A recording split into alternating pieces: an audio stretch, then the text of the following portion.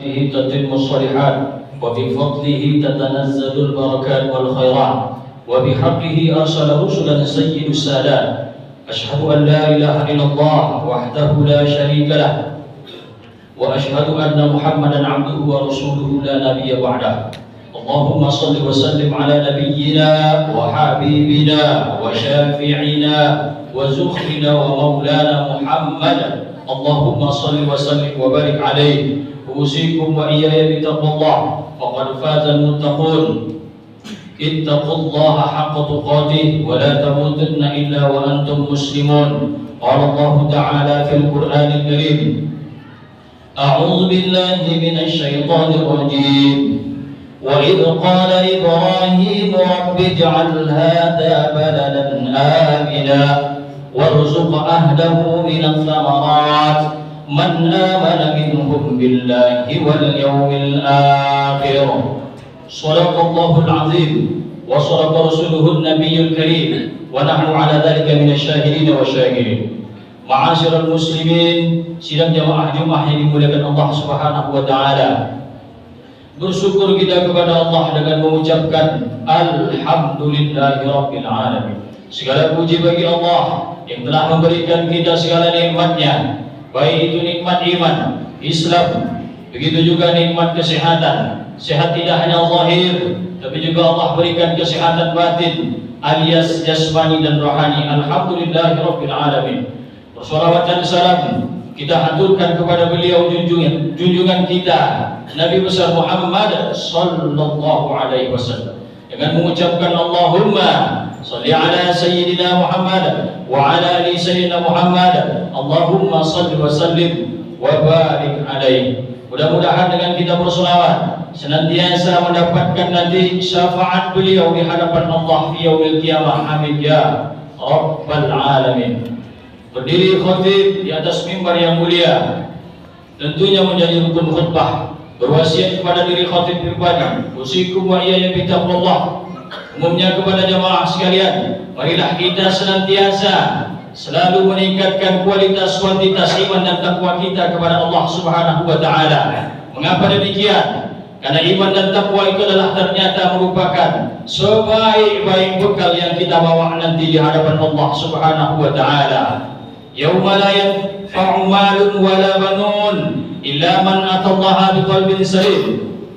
Kata Allah, hari yang ketika itu tiada berguna dan bermanfaat serta berfaedah pangkat, harta, kemudian jabatan, banun, bahkan anak laki-laki atau keturunanmu, kata Allah, illa kecuali hambaku nanti yang ketika itu man atallaha biqalbin salim, yang membawa yaitu qalbun salim, hati yang bersih di hadapan Allah Subhanahu wa taala. Kalau kita buka dalam kitab Tafsir Al-Munir ditulis oleh Profesor Dr. Wahbah Az-Zuhaili, ulama tafsir mayoritas mengatakan bahwa qalbun salim itu adalah dengan makna iman dan takwa kita kepada Allah Subhanahu wa taala. Sekali lagi bahwa marilah kita tidak bosan dan tidak lupa meningkatkan iman dan takwa kita kepada Allah Subhanahu wa taala. Ma'asyiral muslimin wa zumratal mu'minin, sidang jamaah Jumat yang dimuliakan Allah Subhanahu wa taala. Hari ini kita memasuki hari kemerdekaan bagi umat Islam. Seluruh penjuru, seluruh dunia memperingati yaitu Idul Adha, Idul Qurban, Idul Nahar, sebagaimana yang juga sudah dilakukan oleh Nabi kita junjungan alam Muhammad sallallahu alaihi wasallam. Idul Adha tentu dikenal dengan sebutan hari raya haji, di mana kaum muslimin hari ini sedang menunaikan haji yang utama. Bahkan 9 Zulhijjah yang hari kemarin sudah dilakukan wukuf di Padang Arafah, dan itu adalah merupakan ritual ibadah yang paling puncak dalam ibadah haji. Mereka semua memakai pakaian serba putih, tidak ada berjahit, dan disebut itulah dengan pakaian ihram, melambangkan apa? Persamaan akidah, persamaan pandangan hidup, dan mempunyai tatanan nilai, yaitu persamaan dalam segi bidang kehidupan apapun dia, sama di hadapan Allah Subhanahu wa taala. Makanya tercantum dalam undang-undang kita, yaitu di dalam Pancasila, sila kelima, keadilan sosial bagi seluruh rakyat Indonesia, dan ternyata itu sudah diajarkan oleh Nabi kita Muhammad SAW. Tidak ada perbedaan dalam ibadah di hadapan Allah Subhanahu wa taala. Ma'asyiral muslimin sidang jamaah Jumat yang dimuliakan Allah Subhanahu wa taala. Tapi apa yang membedakan? Yang membedakan adalah ketakwaan kita di hadapan Allah Subhanahu wa taala. Sama-sama mereka mendekatkan diri kepada Allah yang Maha Perkasa sambil bersama-sama membacakan kalimat talbiyah, labbaik Allahumma labbaik, la syarika laka labbaik. Idul Adha adalah hari raya haji yang hari ini kita peringati.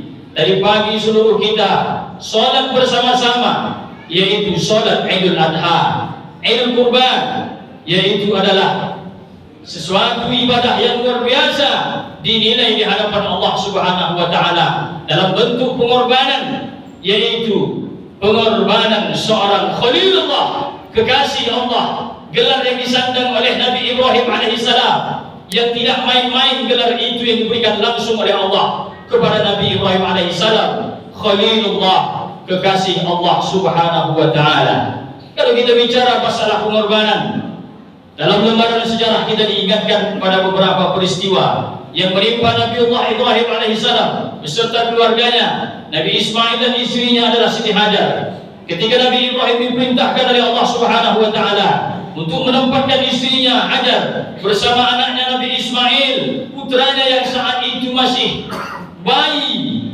yang saat itu masih menyusu. Mereka ditempatkan di satu lembah yang tandus, gersang, tidak ada satu tumbuh sebatang pohon pun ketika itu di tempat itu.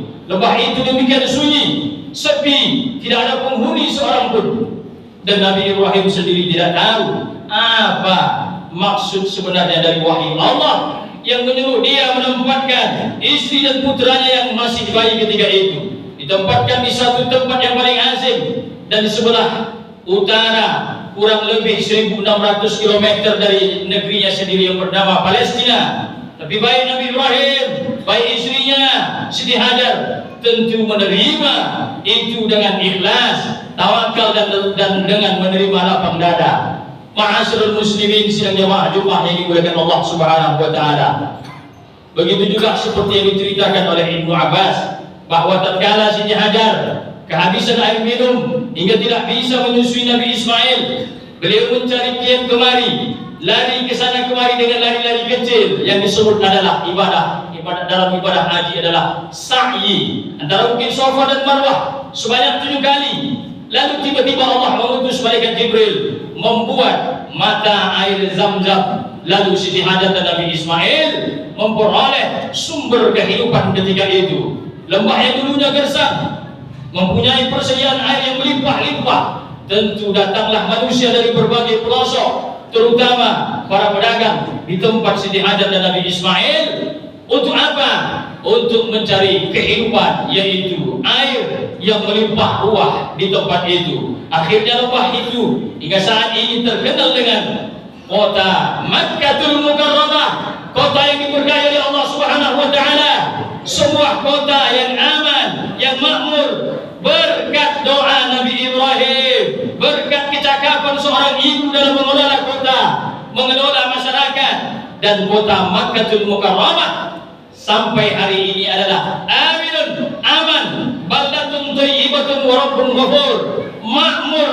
Dan itu dilukiskan oleh Allah Subhanahu wa taala dalam Al-Qur'an yang disinggung oleh khatib di awal firman Allah Subhanahu wa taala, wa idh qala Ibrahim rabbi ij'al hadha baladan amina warzuq ahlahu min ath-thamarat man amana billah minhum wal yaumil akhir. Ingatlah ketika Ibrahim waktu itu berdoa, kata Allah, ya Tuhanku, jadikanlah negeri ini sebagai negeri yang aman, sentosa, dan berikanlah rezeki dan dari buah-buahan kepada penduduknya yang beriman, dan di antara mereka kepada Allah dan hari akhirat. Ma'asyiral muslimin sidang jamaah Jumat yang dimuliakan Allah Subhanahu wa taala.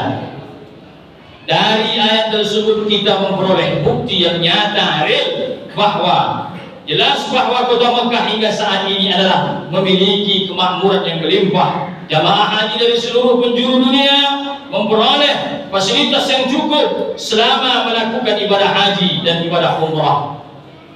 Ma'asyiral muslimin, arsyadakumullah.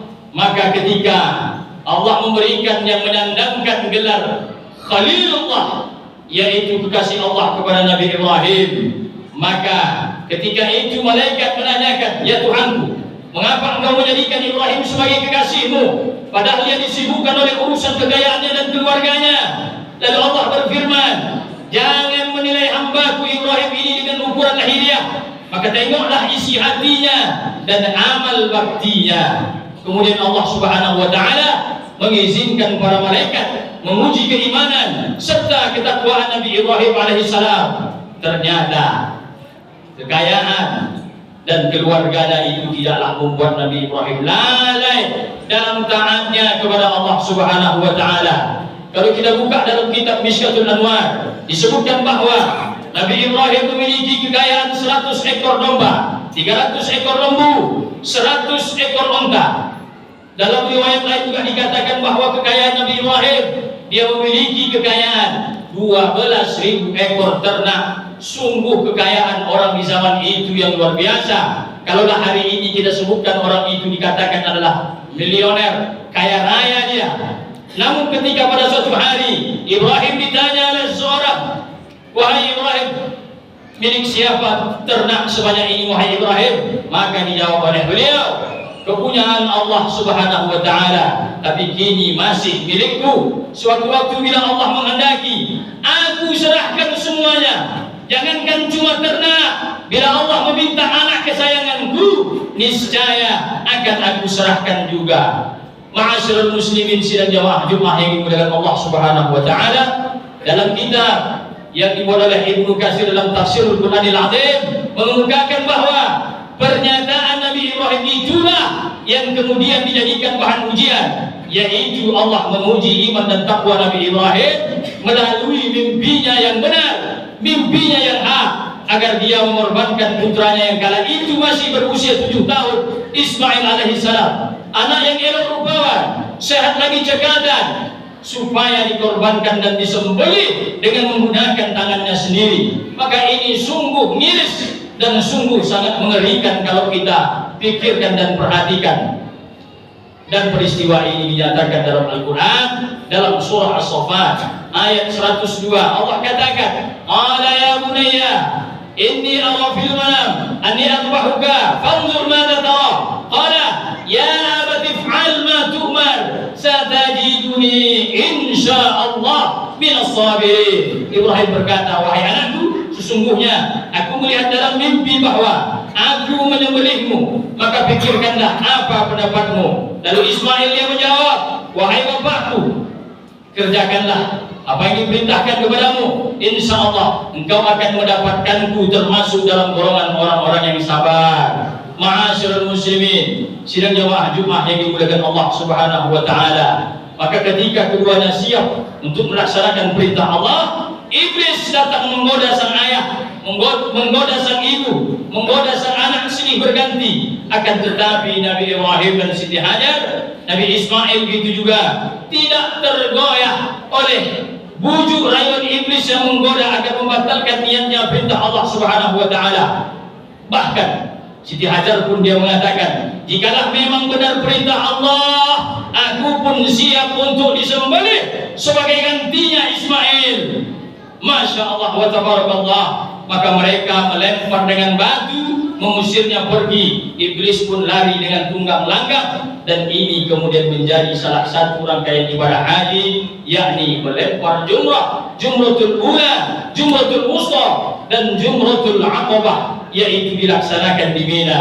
Ma'asyiral muslimin sidang jamaah Jumat yang dimuliakan Allah Subhanahu wa taala, maka begitulah pengorbanan Nabi Ibrahim beserta keluarganya. Kalaulah dilihat dari bagaimana proses ketika Nabi Ibrahim menyembelih anaknya, tragis, tapi Allah punya kuasa, Allah punya kekuasaan. Di hadapan manusia ditunjukkan bahwa teruji bahwa ketakwaan dan keimanan Nabi Ibrahim tidaklah dapat diragukan lagi. Maka ketika itu, ma'asyiral muslimin sidang jamaah Jumat yang dimuliakan Allah Subhanahu wa taala, Allah telah meridhoi ayah, Allah telah meridhoi anak yang memasrahkan tawakal kepada mereka. sebagai imbalan keikhlasan mereka, Allah mencukupkan dengan penyembelihan seekor kambing. Diutuskan oleh Allah malaikat mengambil satu kipas dari surga sebagai korban gantinya Ismail. Itu sebagaimana diterangkan oleh Allah dalam Al-Quran, wa fadainahu bidzibhin azim, dan kami tebus anak itu dengan seekor sembelihan yang besar. Wa tarakna alaihi fil akhirin, kami abadikan untuk Ibrahim pujian yang baik di kalangan orang-orang yang datang kemudian. Salamun ala Ibrahim, yaitu kesejahteraan kepada orang yang dilimpahkan kepada Nabi Ibrahim. Kadzalika najzil muhsinin, demikianlah kami memberi balasan kepada orang-orang yang berbuat baik. Ma'asyiral muslimin sidang jamaah Jumat yang dimuliakan Allah Subhanahu wa taala, menyaksikan tragedi penyembelihan yang tidak ada bandingnya dalam sejarah umat manusia. Malaikat Jibril menyaksikan ketaatan keduanya setelah kembali dari surga dengan membawa seekor kibas. Kagumlah dia, lalu seraya terlontarlah darinya suatu ungkapan, Allahu Akbar, Allahu Akbar, Allahu Akbar. Nabi Ibrahim menyambutnya dengan kalimat La ilaha illallah, Allahu Akbar, yang kemudian disambung oleh anaknya Nabi Ismail alaihissalam, Allahu Akbar walillahil hamd. Ma'asyiral muslimin sidang jamaah Jumat yang dimuliakan Allah Subhanahu wa taala, inilah sejarah pertama kalinya kurban di hari raya kurban yang kita peringati setiap tahun, termasuk pada hari ini jamaah dimuliakan Allah Subhanahu wa taala. Allah Maha Penyayang, Allah Maha Pengasih. Korban yang diperintahkan tidak usah anak kita, cukup binatang ternak, baik kambing, sapi, kerbau atau onta. Sebab Allah tahu kita tidak akan mungkin mampu menjalaninya. Jangankan memotong anak kita, memotong sebagian harta kita untuk menyembelih hewan kurban, kita masih banyak berpikir memotong 2,5% kita untuk keluarkan zakat kita, masih banyak kita tidak menunaikannya. Memotong sedikit waktu kita untuk sholat 5 waktu bersujud di hadapan Allah Subhanahu wa taala, kita masih keberatan. Menunda sebentar waktu makan, waktu minum untuk kita berpuasa agar supaya mendapatkan pahala dari Allah, kita kadang tak mampu melaksanakannya dan lain sebagainya. Begitu banyak dosa dan pelanggaran yang kita kerjakan yang kadang kita membuat jauh dari rahmat Allah Subhanahu wa taala. Singkatnya khutbah ini kita ambil nilai ibadah atau hikmah dari ibadah kurban dan ibadah haji adalah, yang pertama, hendaknya kita sebagai orang tua mempunyai upaya yang kuat membentuk anak yang soleh dan solehah, menciptakan pribadi anak kita yang agamis. Kita masukkan anak-anak kita ke sekolah agar supaya menjadi bekal pada hari nanti kita dalam keadaan kesulitan, dalam keadaan payah. Kalaulah ditanya kapan ketika manusia mengadakan dan mengalami kesusahan dan kepayahan, apakah di PHK, dalam keadaan miskin, emergensi kita dirawat di rumah sakit, bertahun kita sakit? Tidak.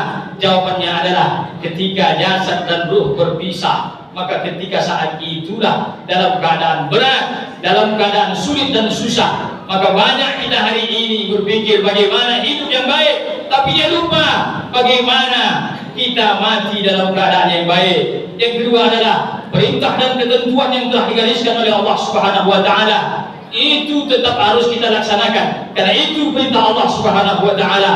Dengan tekad dan punya prinsip, umat Nabi Muhammad dengan prinsip, dengan al-qaul sam'an wa ta'atan, sami'na wa ata'na, karena sesungguhnya ketentuan Allah Subhanahu wa taala itu pastilah manfaatnya kembali kepada kita sendiri. Dan yang ketiga adalah kegigihan setan yang terus-menerus mengganggu manusia agar membangkang dari ketentuan Allah Subhanahu wa taala, itu senantiasa terus berusaha menyeret manusia kepada kehancuran, kepada kegelapan, agar kita masuk ke dalam jurang neraka. Innahu lakum aduwwum mubin.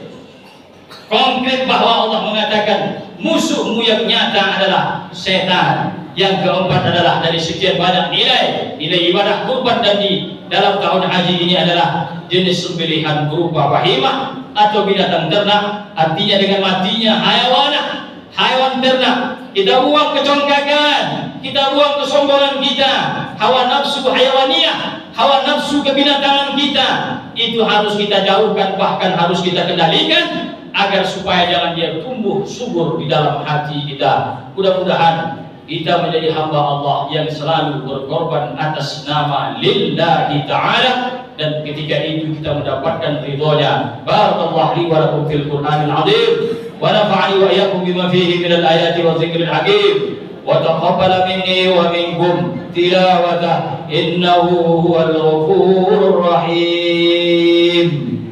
Allahumma salli wa sallim ala sayyidina wa maulana Muhammad wa ala alihi wa sahbihi wa barik wa sallim wa radiyallahu tabaraka wa ta'ala an kulli sahabati rasulillahi ajma'in.